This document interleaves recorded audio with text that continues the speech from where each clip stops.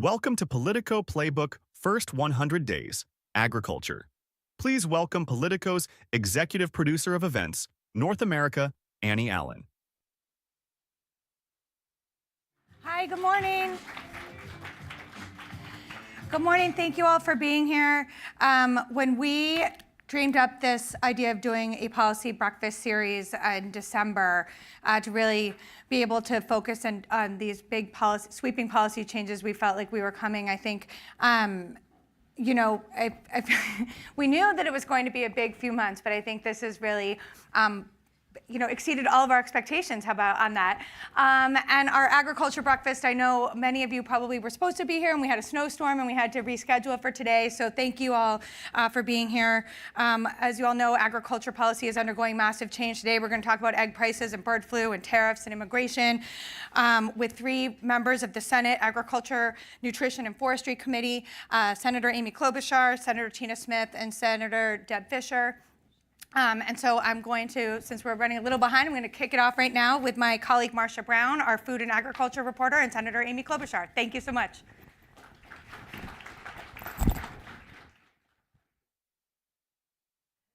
Hi, everyone. Welcome. Thank you for joining us, Senator. Thank you.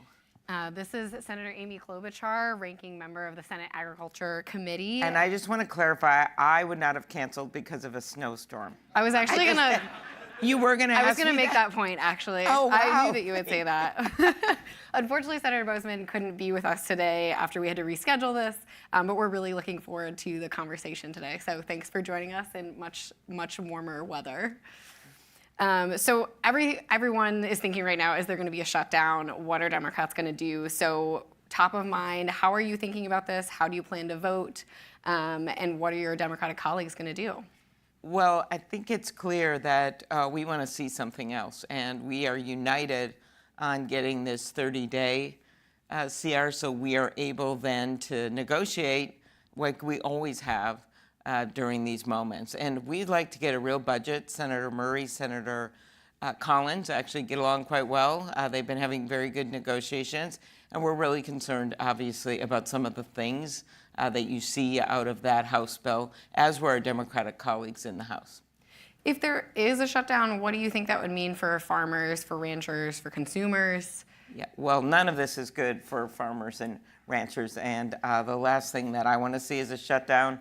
But I would add that what we've been seeing during the first 50 days, I know these are called 100-day events, right? Yes. We're just past 50, and it feels like we've been in for 500 days. But yeah. What we have seen has been an unbelievable grouping of policies that are not good for our farmers and ranchers. And I'm sure you'll ask about this a little more, but we have everything from tariffs, which hit our farmers and ranchers like probably no other group. They are already operating on thin margins. 20% of what the value of agriculture that's produced goes into exports. That's a great thing for our country. But they're now starting to see retaliatory tariffs, which is understandable, from friendly neighbors like Canada. Over 40% of our corn is exported to Mexico, over 40% of our ethanol to Canada. My state's the fourth biggest agriculture exporting state in the nation. So we're just getting deluged with questions about why is this happening. So that's the first thing. The second thing is the laying off and freezing of funds, people who are working on issues right in front of them. Avian flu obviously is something that predated this administration, but we need to do more when it comes. I'm glad they have a plan out there, but we have to do more when it comes to turkey, dairy cattle, and the like. So all of this is coming at them at once. And then finally, the workforce problem, which has always been out there, but it's getting worse. So that makes it a really hard for our farmers and ranchers. And I just hope they change course, because this is not sustainable in rural America.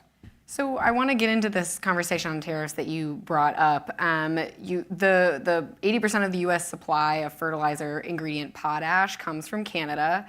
And the president ultimately did lessen that tariff from 25% to 10% on Canada.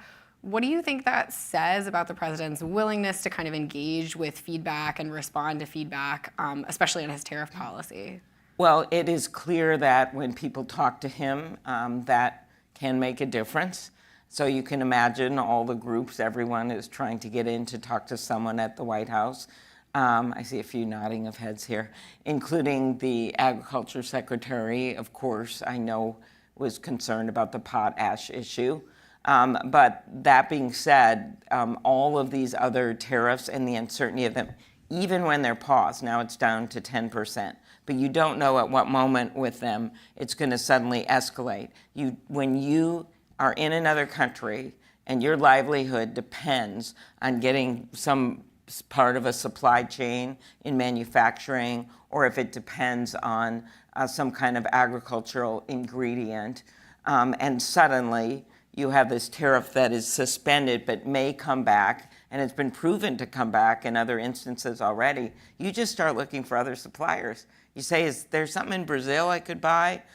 Maybe I'll look somewhere in another country, and that's the problem. And I continue on an international basis for national security and economics. Do not understand why the president's so interested in working with Russia. I get it with trying to have peace negotiations, but talking about Russia, which is only, I think, 2 to 3% of the world's economy, when our allies, this grouping of the US, Canada, Mexico, our USMCA group, and then you add in Europe, you add in South Korea, Japan, that's 50% of the world's economy. And so I don't understand why you wouldn't, when you're dealing with China and Russia, want to actually have better trading relationships with your friends. And I think the way to negotiate this is in the USMCA. That was one of the crown jewels of the first Trump administration. I supported it on the presidential debate stage, the first Democrat to support it. There are still issues with it, with dairy and the like, that have to be negotiated, and that is a place that you negotiate these, not by just declaring yourself king and putting in 50% tariffs and then saying, oh, I'm going to do 25%. Let's see what it's like. And it is real hard to get the Premier of Ontario to unite with the Liberal government right now, but that's where they are. And it is equally hard to get Minnesota and Canadian hockey fans to boo at each other, but that is quite an accomplishment that he has wrought in just the first 50 days.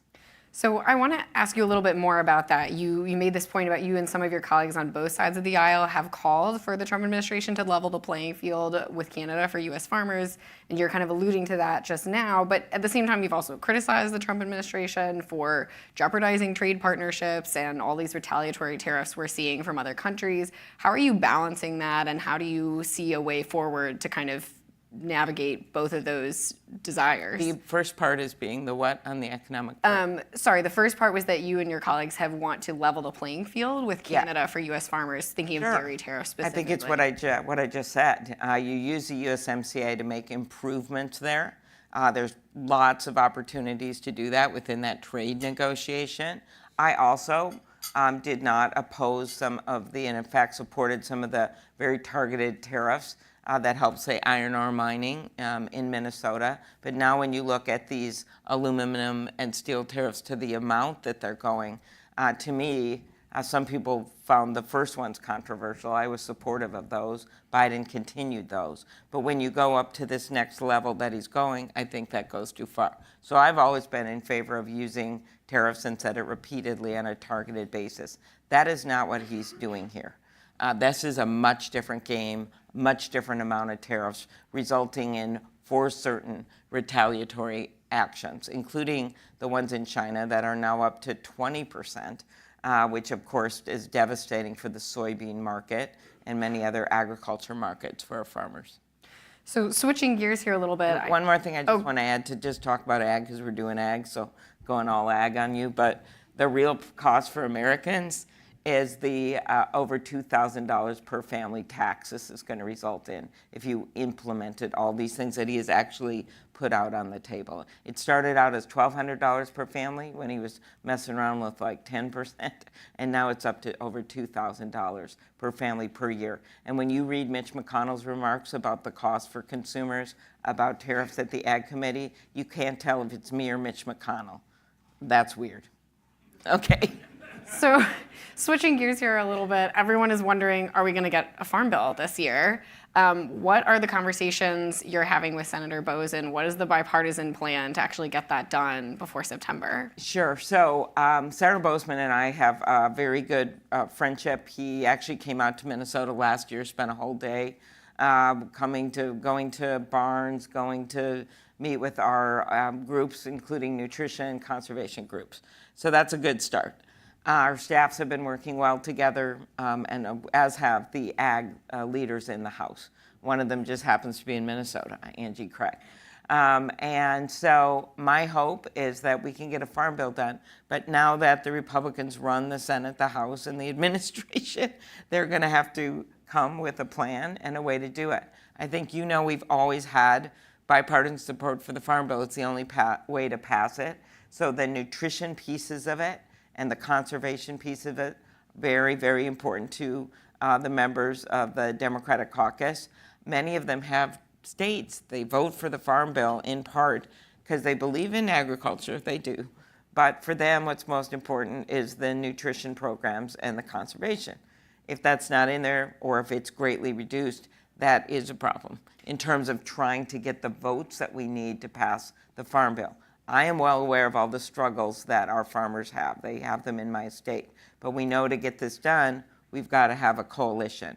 And also that coalition, when you look at some of the conservation, voluntary conservation programs, CRP, CSP, EQIP, it helps our farmers as well. They like those programs. They're voluntary, they can decide if they use them, but they like them. If you look at nutrition, who grows the food? Our farmers and ranchers.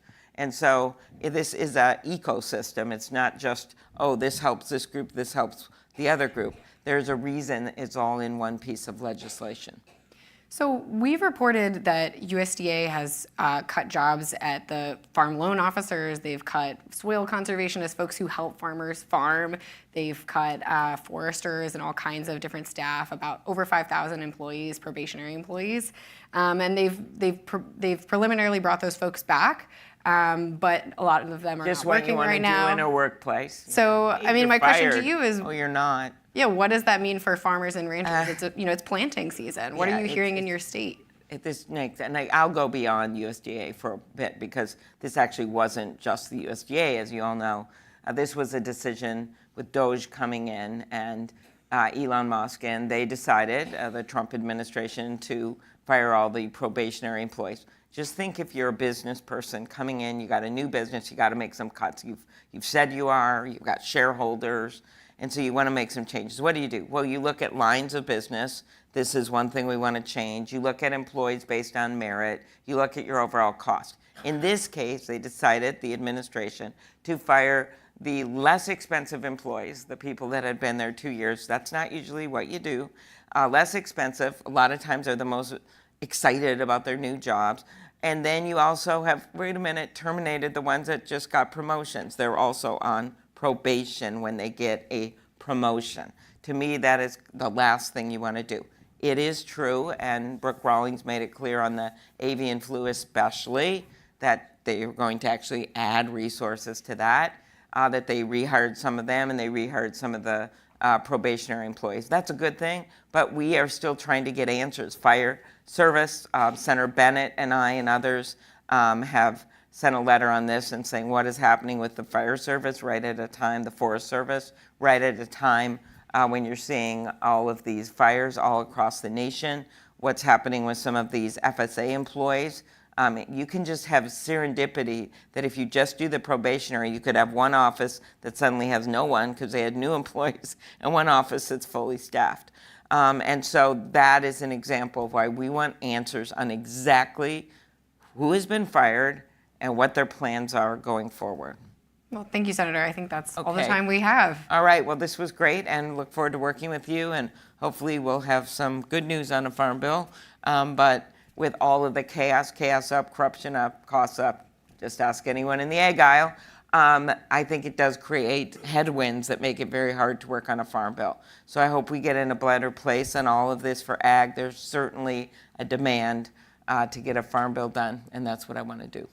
Thank you, Okay? Senator. Appreciate the time. Thank you. Appreciate it.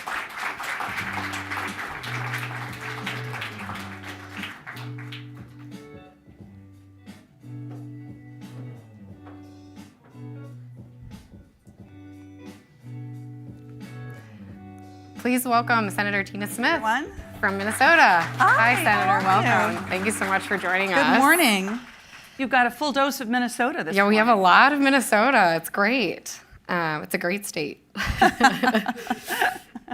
So we asked Senator Klobuchar this question as well, and we're wondering if you can give us any insight into the potential for a shutdown and what you're planning to do, what your Democratic colleagues are planning to do today.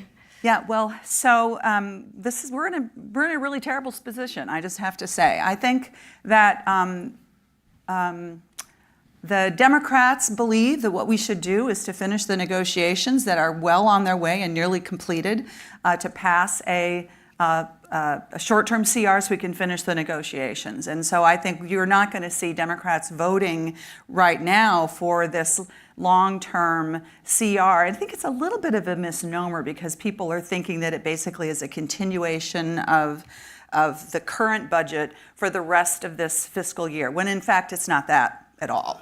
It shifts money around. It actually hands huge power to President Trump and the Doge guys to do what they want to do within the next several months. And that just seems to me to be a huge risk for Minnesota as we go forward. So what ought to happen is that I think we're very interested in getting a vote on a short-term CR so that the folks that make these appropriations decisions can pass these bipartisan bills, and we'll see how this plays out over the next couple of days. No Democrat wants a shutdown. Shutdowns are also really, really bad. But we're in exceptional times and a very challenging moment, and I think that it's important also that Congress, steps up and does the job that we're elected by our representatives, by our constituents to do. So we'll see what happens over the next several days. I wish I had more definitive answers for everybody. So it sounds like you're planning to vote no. I will be voting no on the CR if it comes up, and I really want to see a vote on the short-term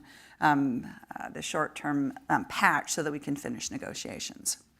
So you mentioned Doge already. I'm wondering what you're making of the Trump administration and Doge's initiatives on cutting federal spending. We reported this week that they slashed 2 programs that helped schools and food banks and child care facilities buy food from local farms, building up those supply chains. Those programs were cut. How are you seeing the cut of those programs impacting your state, Minnesota farmers? Well, so over the last 10 years or so, we have done so much good work at the federal level and also at the state level to kind of build connections between local producers and schools in their communities so that kids can have healthy foods and local producers can have markets for the food that they're producing. This has been highly successful, and you've seen schools reinvest in kitchens so that they can cook food. And I visited schools in Minnesota where you can see like little elementary school kids going through the line and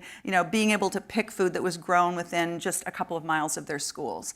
And it's really worked. So I think what they're doing is completely wrong. I think it runs counter to the intentions of Congress and what we have passed. And I also think that honestly, I don't really believe that Elon Musk or the Doge guys that are in there really have any idea like what they're doing or what the what the impact is of the decisions that they're making. They're not going in with with great care and saying, we've evaluated this, we don't think it's working, we want to get rid of it. This is working and we want to keep it. It's just sort of an across the board. And I believe that this is a great example of a step that is going to be hurting the health of kids in schools and hurting producers in Minnesota and around the country, and we shouldn't be doing it. So, as a lawmaker, how are you, chatting with your colleagues, talking about how to push back on some of these cuts? There were lease terminations for local offices, like for the Farm Service Agency, staffing cuts we've already discussed. How are you chatting with your colleagues about pushing back on this? Well, I heard you talking with Senator Klobuchar before I came on about the ways in which Doge and the Trump team are going into the USDA and cutting FSA staff and NRCS staff. These are the folks that are helping producers in Minnesota and around the country figure out how to get their applications completed for farm credit and helping them navigate how to install their latest irrigation system and deploy their EQIP and CSP grants. And farmers count on them. And it's interesting because in a bipartisan way, I worked on this with Senator Ricketts, we identified that there was a real shortage of staff in local regional FSA offices. We were hearing about this from Minnesota producers and people around the country. And so we actually went to the USDA last year and said, let's take a look at this and see what we need to do. And they said, yes, absolutely. We need to do a better job of bringing people into this field because there is a shortage, lots of retirements. And so here's what happens. Now we've got all of these probationary folks fired. And as Amy said, these are people that have just gone through a whole bunch of training in some cases so that they're ready to do the job, and then they're lost. And meanwhile, somebody else that they were going to replace is about to retire, and it creates this bad situation. What's honestly frustrating for me is that I know a lot of my Republican colleagues will sort of say, yeah, this isn't good, we need to do something about this, but this is a moment where people have to say that in public and not only kind of behind the scenes, but they need to say that in front of the scenes. And I think I get it. I think there's a lot of intimidation that's happening, but this is a moment where I think we need to really be speaking out. So on that point, you have, not to belabor this comment, but people are talking about it, you said you're on the side of workers, not billionaire asshole bosses like Musk. Do you stand, I did say that. You did. Do you stand by that comment still? And is there anything you'd like to add about what that looks like in action? Well, so I said that in response to this, tell me the 5 things you did to justify your existence last week email that Musk sent out a couple of weeks ago. And I was tapping into something I would guess that many people in this room have experienced at one time or another. You had a bad boss who basically treated you like you didn't get your job done and disrespected you. And I think one of the reasons what I said tapped such a nerve with people is because people, folks could just relate to that. And I continue to see sort of an arrogance and a disregard for the work that folks do. And understand, even before I was an elected person, I've been very committed to figuring out how can we make government work better? How can we make it provide better services? How can we do it in a way that is more efficient? How can we make sure that federal civil servants have better technology so that they can be more efficient? I'm all in favor of that. Let's work on that together. But what's happening here is just sort of this blatant disregard for the work of folks, and I remain just as annoyed about it as I was when I wrote that tweet. My mother swore a lot too, so I think maybe I come by it. Honestly. So switching gears here a little bit, egg prices are obviously really top of mind for most people, including me. And I want to talk a little bit about the bird flu pandemic. So former CDC Director Dr. Robert Redfield recently told Politico that he predicts the avian flu will be a major pandemic. Do you agree, and what are you doing to kind of combat this or work with USDA to slow the spread? Well, so the avian influenza is very concerning. Of course, it has just been devastating to poultry producers. I think over 100 million birds culled nationally. It is very concerning that the virus has jumped from birds to dairy cows and also to humans. And so it has all of the makings. I understand why Dr. Redfield is so concerned about this, and I am as well. It has all of the makings of a very dangerous situation. Okay, so what should we be doing in this situation? What lessons have we learned? We know that we need to be on top of the research. We need to be looking very carefully about the animal-human interactions and what we can do about that. We should not be defunding or firing the people that are doing that work. We need to be supporting them in all the ways that we can. We should be continuing our work into looking at vaccinations and other treatments. We should be on top of the work around surveillance. We've made huge progress since the original avian influenza outbreak in 2015 on improving biosurveillance and also in just making sure that the virus isn't accidentally tromped in and out of barns by people that are working there. And all of that work is really, we've learned a lot. We're getting much, much better at it. So this sort of firing, accidentally, I guess, of the folks that were working on that and then trying to bring them back in creates a level of chaos and uncertainty that is the last thing that we need in this moment. And so I think we should all be paying a lot of attention to this, and we should be supporting in all the ways that we can the scientists and the researchers and also the inspectors that are trying to keep us all safe. So I also want to ask you a little bit about tariffs. That's very top of mind for farmers, ranchers, most people in the food supply chain. These newly announced Chinese tariffs will include a levy of 15% on U.S. products like chicken, wheat, and corn, as well as 10% on soybeans, pork, beef, fruit. Let's focus on soybeans. That's a big crop in Minnesota.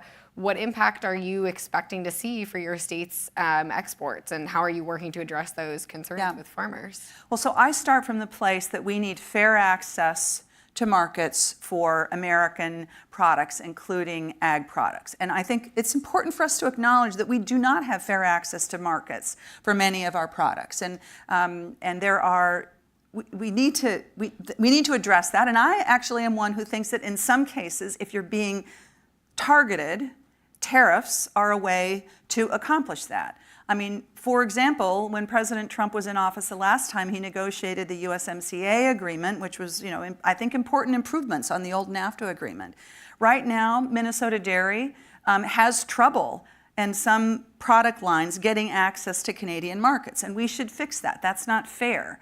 But what is happening right now with this across-the-board tariff strategy, which is on again and off again, it is driving Minnesota producers nuts because they don't know where they're going to be able to sell their products. They don't know what the price is going to be. They don't understand the theory or the philosophy behind it.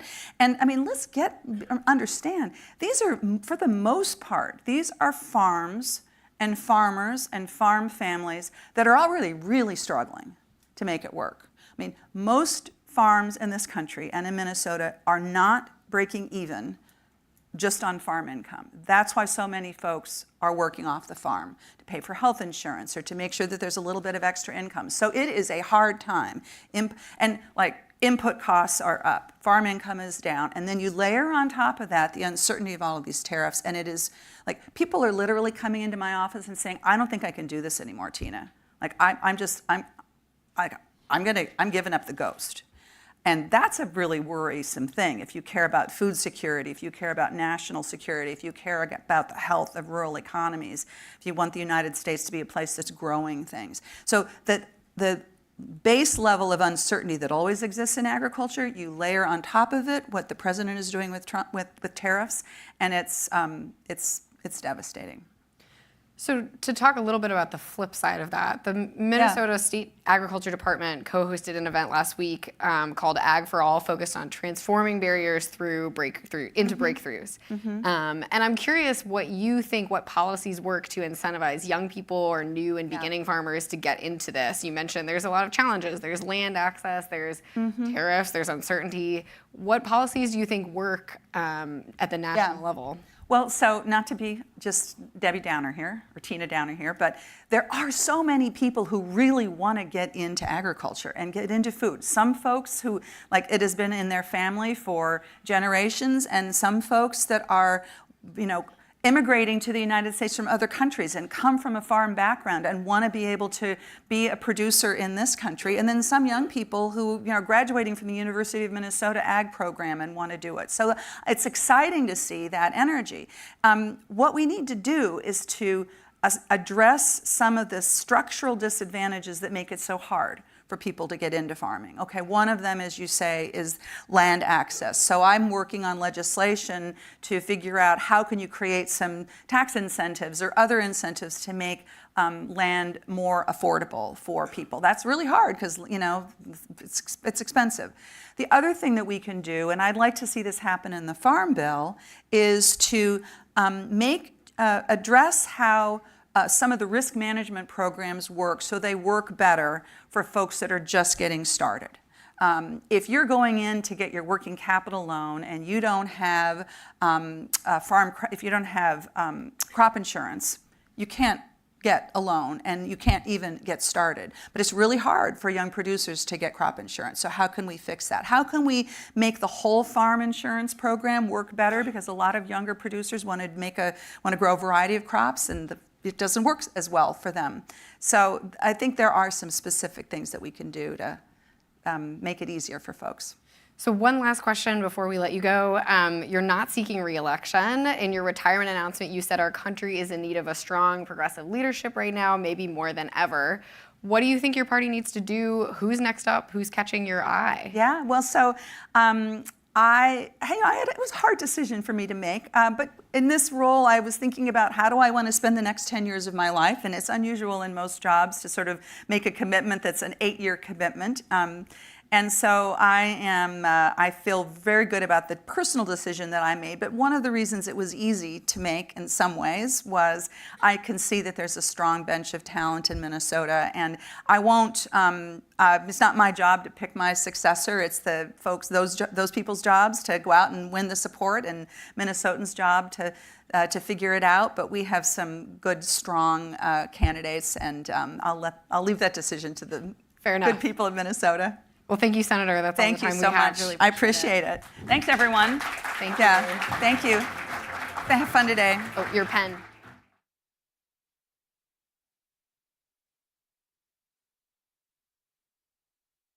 Please welcome Politico's Executive Vice President and General Manager of Media Business, Callie Bouty, and Bayer CEO Bill Anderson.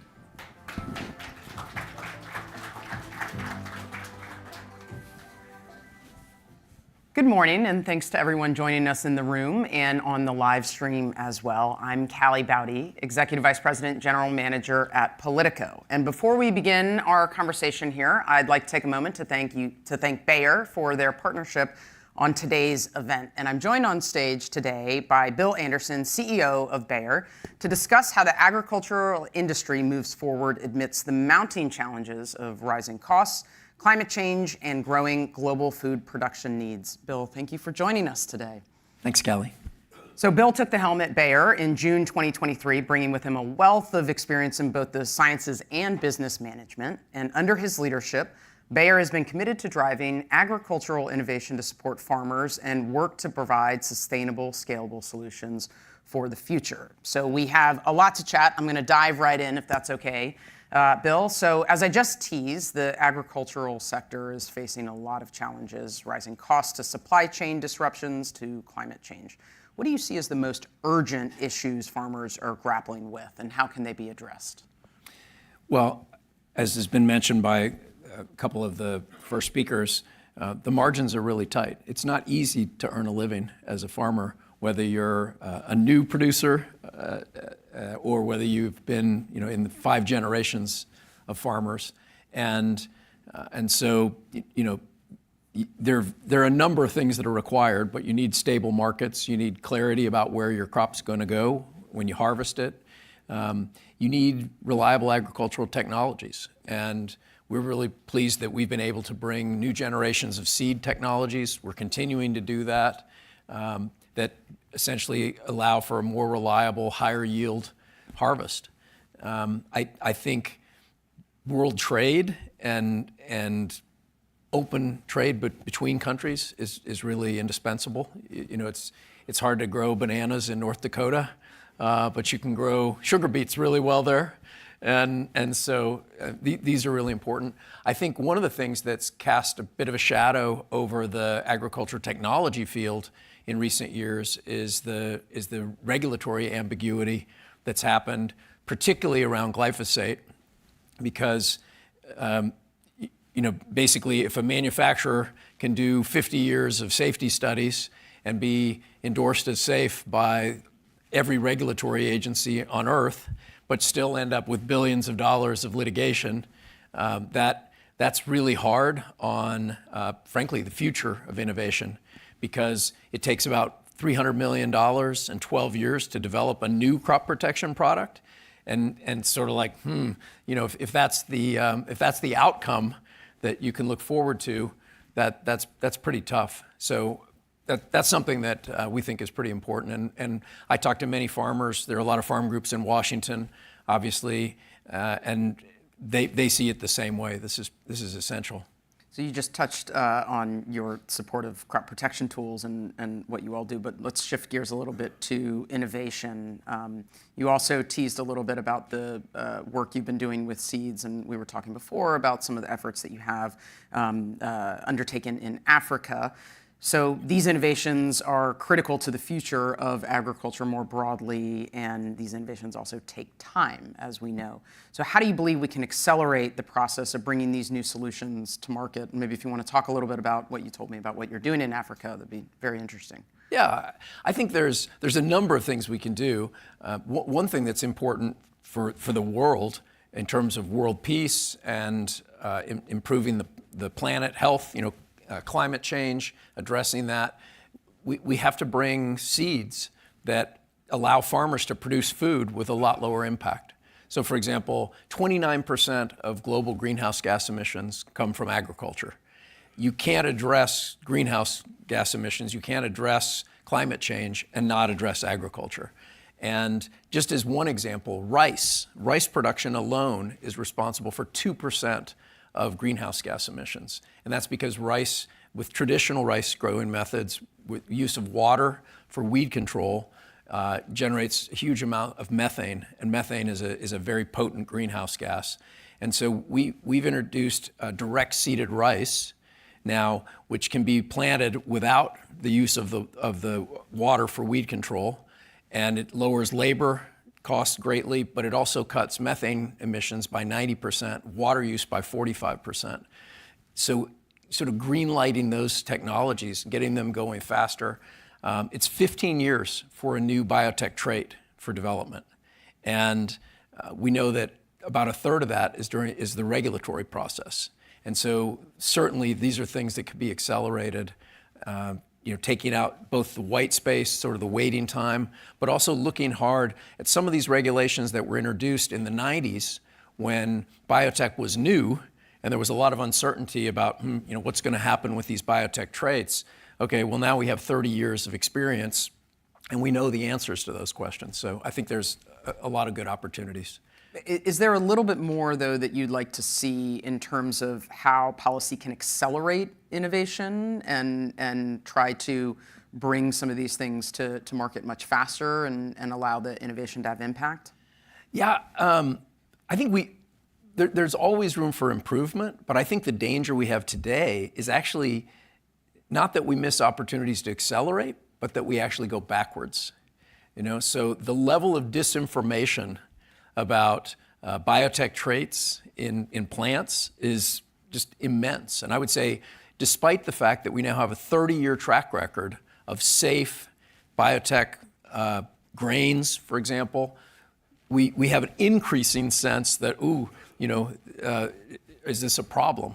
And so, yeah, everything we can do to encourage scientific, fact-based discussions about these things is very much of benefit. And that's something I know we and I think our peers in the industry, we're ready every day. Like, let's lay all the facts on the table. Let's talk about data because we're very confident in the facts. So let's stick with policy for a moment. We just heard from Senators Klobuchar and Senator Smith about the upcoming Farm Bill, and now I'd like to hear from you on this. So from your perspective, what should Congress be prioritizing to ensure that American farmers can have the resources they need to remain competitive and productive? Yeah. One thing that is absolutely essential is we need clarity in pesticide labeling. So just like the FDA conducts extensive reviews of new medicines and then gives those medicines a label, and that is the label for all 50 states.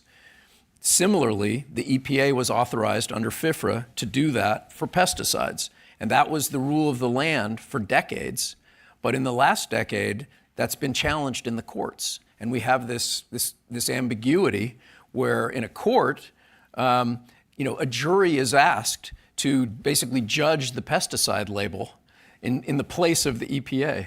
And it's just a regulatory anarchy that means that manufacturers can't be sure that when they've done all the studies required and they've done everything required under the EPA statutes, that they still can be subject to frivolous lawsuits. And so we have an opportunity in a next farm bill to provide clarity around that. That's clarity for farmers, that's clarity for the American public. We think that's essential. And what responsibility do industry leaders like Bayer have to help make this clarity possible and help bring this to life more?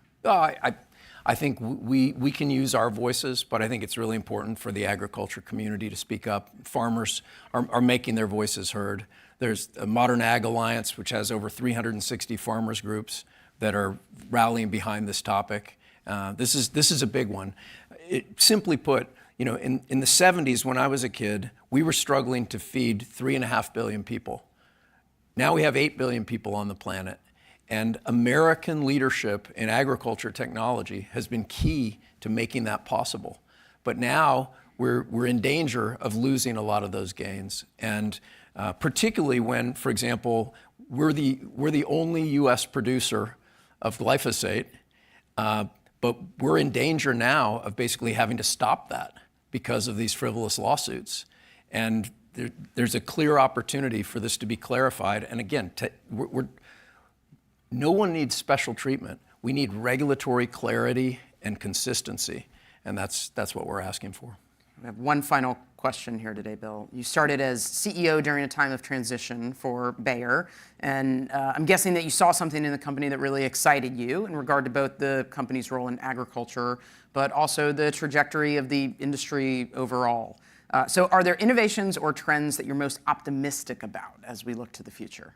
Yeah, absolutely. I just named two very quickly. One is the next generation of biotech traits.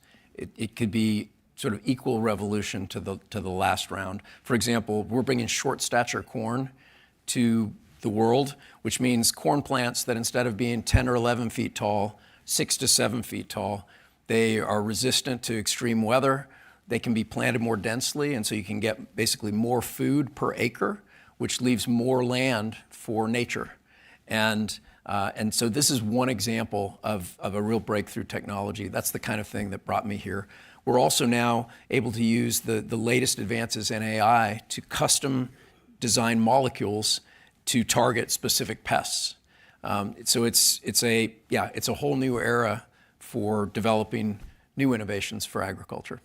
That's great. Bill, thank you so much. That's unfortunately all the time we have today, but we appreciate you sharing your time and your insights with us here. And thank you again for Bayer for their partnership in making today's event possible. Thanks, Kelly.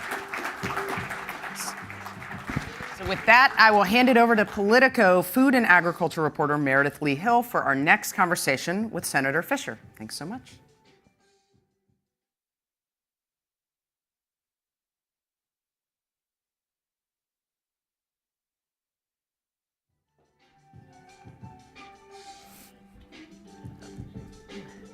Well, welcome, Senator. Thank you for being with us. We appreciate it. Thank you, everyone, for being with us.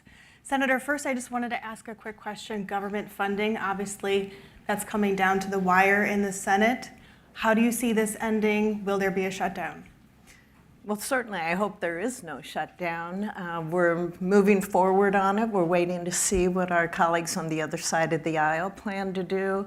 I haven't heard anything for sure on that yet. They're proposing, I think, amendments and trying to, in order to give back time, but we'll see today what happens and how it shakes out. Hopefully, no shutdown. I'm wondering, do you think this changes the appropriations process going forward? Will Republicans have the votes in the fall to fund the government by themselves? That obviously changes the dynamics around bipartisan farm programs in a huge way.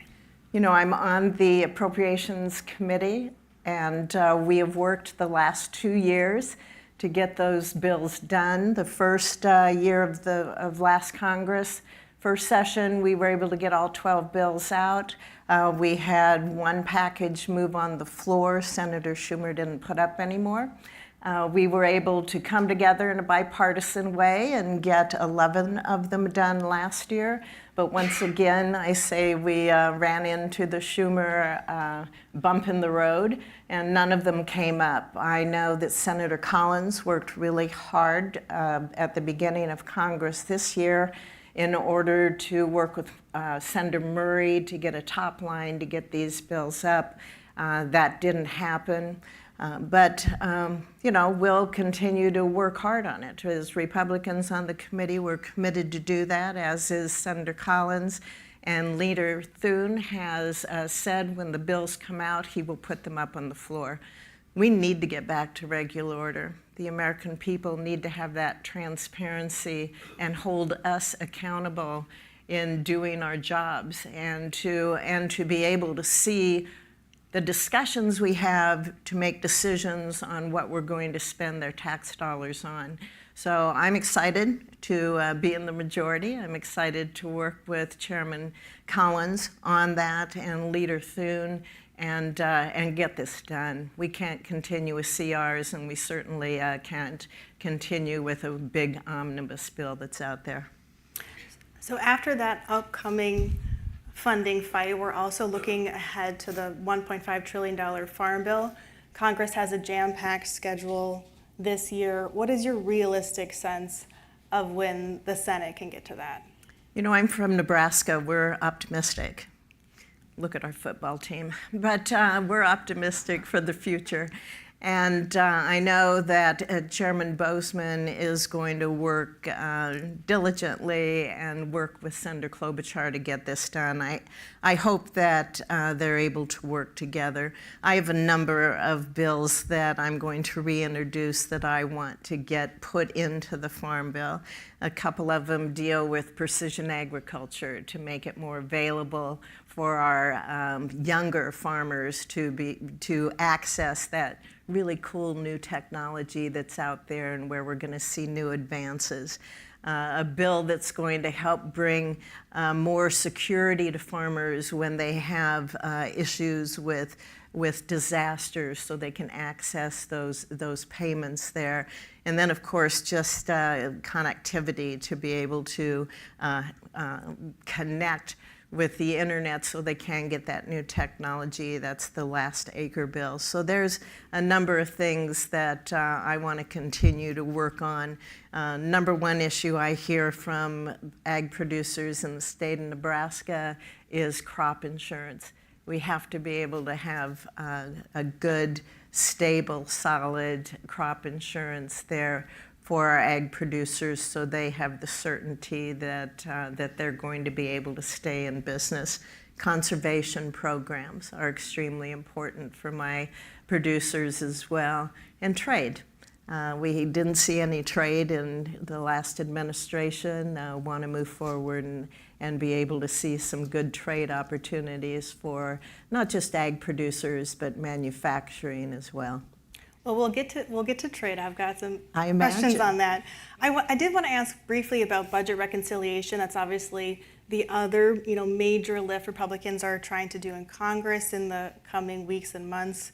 It's obviously going to be a party line bill with all kinds of priorities from Republicans and the Trump administration.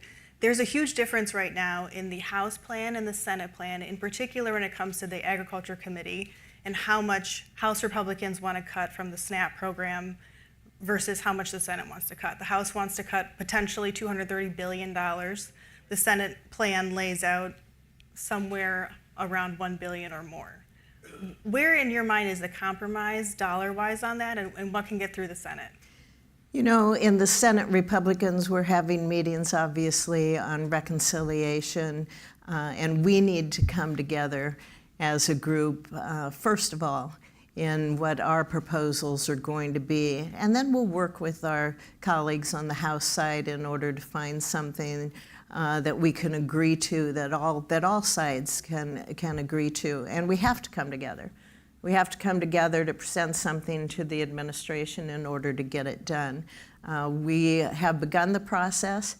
Obviously, we will continue. I think there is a commitment in the Senate and in the House Republican Conference to get this done, and I know the administration certainly wants it to happen too. So we start from a position where we all agree that we have a number of items we want to get done: national security, energy, unleash American energy to be able to look at border security as well, and then taxes. You know, that is an important part of both the Senate and the House and the administration. So when we have those similar goals, we just have to find now the path to be able to reach those goals. Some Republican senators this week suggested a timeline as far in advance as August in getting that done. Do you think that's a realistic timeline? I do. You know, I'm a proponent of looking at things we agree upon first to be able to get those settled. But a tax issue, I mean, we're talking about complex proposals that are out there and trying to figure out how these pieces are all going to work together. So it may take until August or later. But again, we're at the beginning of the process and trying to work together as a group and satisfy different factions. So I do want to ask about trade. Obviously, we're seeing retaliatory tariffs now hit U.S. farmers. The president this morning is threatening new tariffs on the EU over alcohol. And I'm wondering, you're obviously a cattle rancher yourself. How do you see this impacting farmers both in your state and in farm states around the country that really rely heavily on farm exports to other countries? What is the fallout that you see right now? I am a cattle producer. My family has a cattle ranch. 2 of our sons are on that ranch now. We're calving. It's a busy time. When you talk about tariffs, people in ag get a little nervous because we know we are the easy target for other countries if they are going to retaliate. But I can tell you, across the ag sector in Nebraska, there's tremendous support for President Trump and what he is trying to do in order that we have fair markets. We didn't see a lot of trade under the previous administration, very, very little. And what we need now, as you said, is to make sure we can develop these markets and open more markets, but they have to be fair. You know, Nebraska, I like to tell my friends in Iowa, Nebraska is the largest ethanol producing state west of the Missouri River. And we are strong supporters of ethanol. We have a huge corn crop. It's important for our state as well. So when we are looking at ethanol and the importance of ethanol just here in the United States, and then see, under the Biden administration, we were seeing imports of ethanol from Brazil with no duty on them. They were duty-free. Yet our American exports of ethanol to Brazil had an 18% tariff. Not fair. That's what farmers, that's what ag producers in the state of Nebraska have seen in the past. So they are supportive of giving President Trump time to negotiate and make deals in order that we do have a more level playing field and, again, have the importance of developing these markets in the future. The president did, during his address to Congress recently, he did ask American farmers to bear with him. What is, you know, as they're already facing such economic headwinds, these tariffs are hitting retaliatory tariffs, what is that timeline of bearing with him? What do you think people can tolerate at this point? Well, I have, as I said earlier, I have seen people willing to give the president time on this. You know, this is an issue that's important. We need to get it right. I think there's faith in the president that he is going to be able to get some good trade deals. He did in his first administration with USMCA. He had good trade with China. And so I think there's, as I said, there's a feeling out there that we're going to give the president time so that he can negotiate good deals. We know there are assurances from the Secretary of Agriculture that farmers will be taken care of, whether that's through payments, whatever. But we want trade. We don't want to see checks coming in. So I think the president will have time in order to do this. There is, you mentioned, essentially payments to farmers if these retaliatory tariffs hit and make a bigger dent, like we saw during the president's first trade war with China in his first term. That account, obviously, to send checks out to farmers for reimbursements, that's running very low at USDA. Congress will need to plus that up in the coming months. That's going to be a huge fight, obviously, with fiscal hawks in the House. What do you see as the resolution to that? We'll have to wait and see. You know, under President Biden's Secretary Vilsack, he drew that account down for other things as well. It's an account that can be used for various things, and so he drew that account down. We'll have to see how the negotiations within the House and the Senate work on that. And you mentioned ethanol earlier. You have year-round E15 legislation, bipartisan legislation. What is your sense of the outlook right now for biofuels in the U.S., particularly under the Trump administration, but also what is Congress doing right now as they wait for a farm bill? I think it's extremely important that we have a permanent solution here to the year-round sale of E15. This is my 11th year in working on year-round sale of E15. We came really, really close to getting it done last year. In the last 2 years, we've really grown our stakeholders who are supportive of this bill and of this idea. I worked with Senator Duckworth, who is just a warrior on this. We have the American Petroleum Institute. We have large and small refineries. We have our convenience stores and fuel retailers. We have obviously corn farmers, and we have consumers because they understand that they are saving money at the pump when they fill up with E15. So we continue on as we grow this group of stakeholders to continue to push to get it done. That bipartisan legislation obviously is one of the things that you mentioned that fell out of the funding package in December. If Republicans do pursue an appropriations process coming up for the fall, that they're seeking to codify DOGE cuts, something that Democrats are very opposed to at this point on much of that. That legislation needs bipartisan votes in order to become law.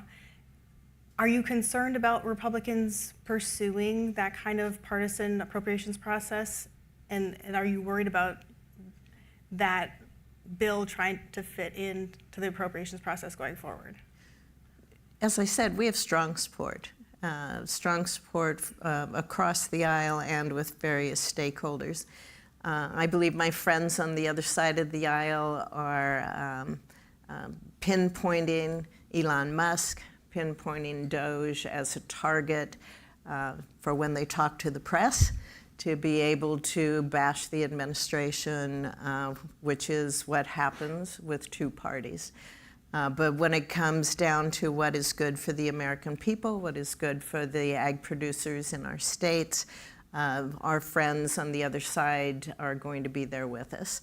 They understand the importance of E15 to their farmers in their state, to their consumers in their states. And it would be very, very difficult, I believe, for them to try and backpedal on an issue that has been at the forefront, as I said, for 11 years now, to get it done. I think it would be very difficult for them to backpedal on that, and it would be, they would be taken to task by their producers at home. One of the things that USDA has cut recently is $1 billion in funding to local food banks in order to buy local food from farmers and get it to folks. Are you concerned about that, and have you seen any impact in your state? You know, I work very closely with the food banks across the state of Nebraska. That was one thing that my office prioritized during COVID. We would be in touch constantly with those food banks as we saw the need grow across our state with food insecurity for families, for working people during COVID, and the stresses that they were put under as we worked through various aspects. And as a whole, Nebraska was more open than many states during COVID. We only closed schools, for example, at the end of the first year, started up again in August, so our kids were back in school.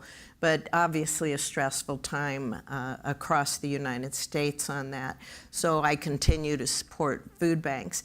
I also believe in supporting, farmers and having that fresh food available. But let's not forget that canned food is also wholesome. Sometimes we forget that when we talk about providing for people, because food banks have a lot of more non-perishable food, canned food, for example. And so that's always an option as well. So I think there's different avenues we can take on that to make sure that we still meet the needs of people that are out there and need to be recipients of this.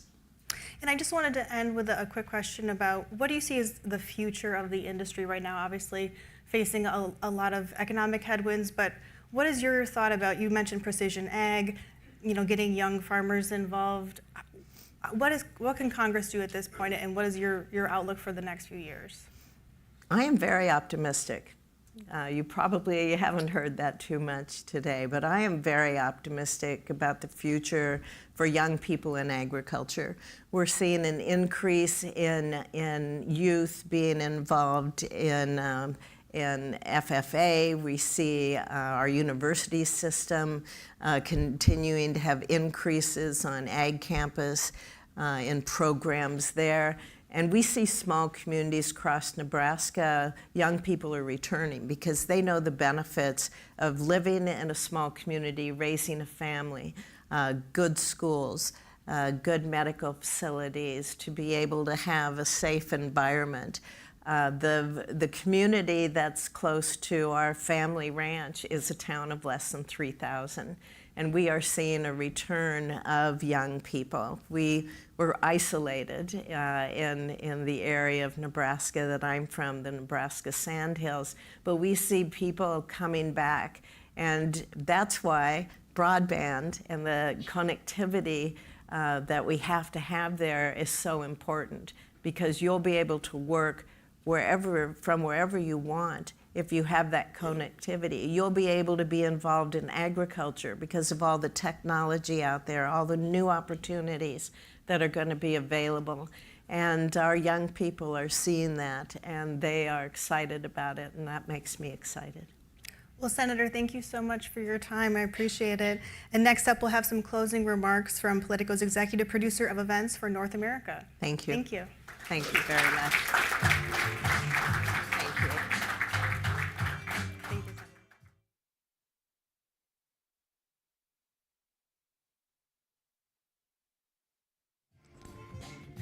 Thank you all for being here this morning. One of the things I was remarking on when I was watching this, and this was not intentional as someone who has helped plan this event today, is I'm old enough to remember a moment to have 3 female senators sitting up here as like the key voices on this back-to-back would have been an unthinkable thing. So the fact that that happened, and it just happened naturally, is a big thing, and it's Women's History Month, so there's that. But so that was good, right? And we wouldn't be able to do a breakfast series like this without our partners like Bayer, who have been so generous and collaborative with us. So anyway, so thank you for making this happen, and I hope you all have a wonderful day. Thank you for being here.